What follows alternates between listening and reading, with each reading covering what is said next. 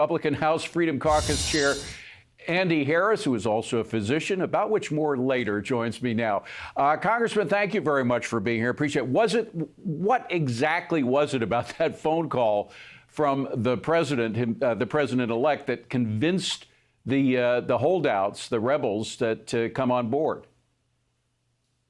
Well, it was more than just a phone call. It was that Mike Johnson convinced us that he is going to make some structural changes into how the Republican Congress works so that we can more certainly advance the president's agenda. We all knew the president was on board with Mike Johnson, but we had to hear that there were going to be some changes to how business is done that will make it much more likely that we can get all the Republicans on board for the president's agenda.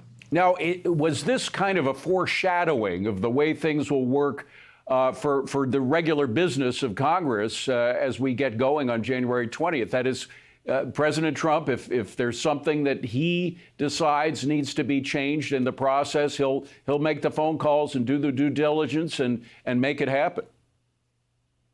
That's right, and he should. I mean, he was elected with a mandate, won all the 7 swing states. Obviously, the Americans are sick and tired of what's going on at the southern border. They want a relief from inflation, from high gas prices, from terrorist threats. They want us to move ahead, and the president's going to move us there, and he's going to do what it takes to move us in that direction. Well, there's one thing that people have been hearing from the president-elect, and I'm thinking in particular of our friend Larry Kudlow, is that what he wants in terms of the reconciliation bill is one big, and I'm quoting Larry here, one big, beautiful bill where you have not only the border security issues, but also the tax extensions. Is it possible to get all of that in one reconciliation bill as the first order of business? Well, it can't be the first order of business. It took us months to do the first tax cuts bill 9 years ago. The bottom line is that if that's what the president wants, he's going to have to wait till the summer for it all to get ironed out.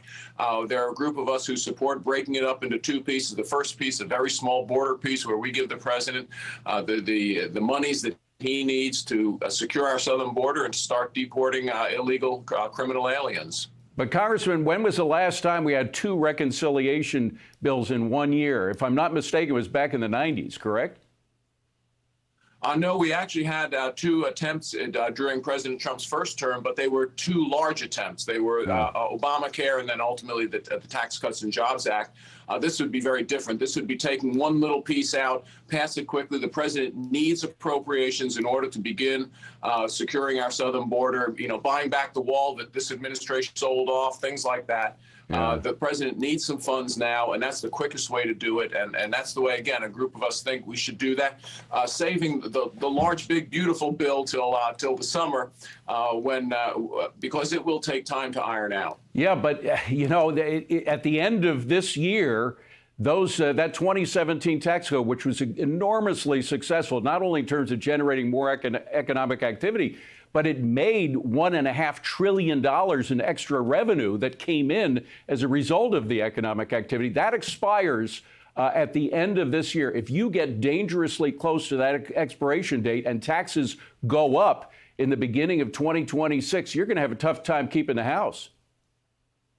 Well, my prediction is that they won't go up. And honestly, if you separate it into 2 bills, you can actually work on both bills concurrently. It's, we can walk and chew gum at the same time, although sometimes it doesn't seem that way in Congress.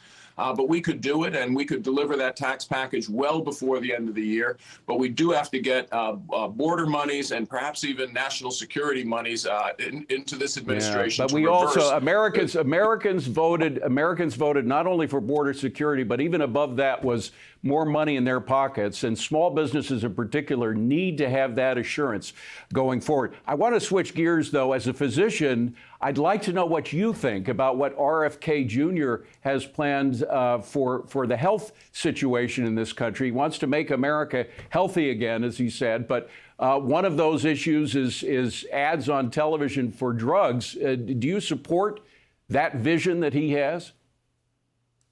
I support a lot of what his vision is, whether it's, again, removing those ads from the television.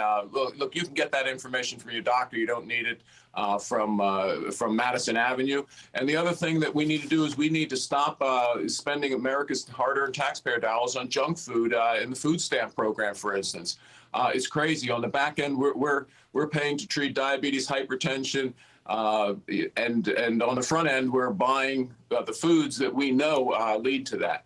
And very quickly, one of your colleagues, former colleagues at Johns Hopkins, Marty Makary, Dr. Marty Makary is going to be the head of the FDA. What do you think about how he'll do there?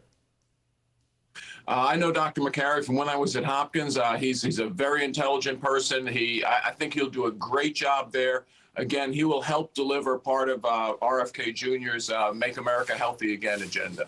Congressman and physician Andy Harris, great to see you, sir. Have a wonderful new year. Appreciate it. Thank you. Hey, it's Will Cain. Click here to subscribe to the Fox News channel on YouTube. It's the best way to get our latest interviews and highlights. And click to subscribe to the Will Cain podcast for full episodes right now.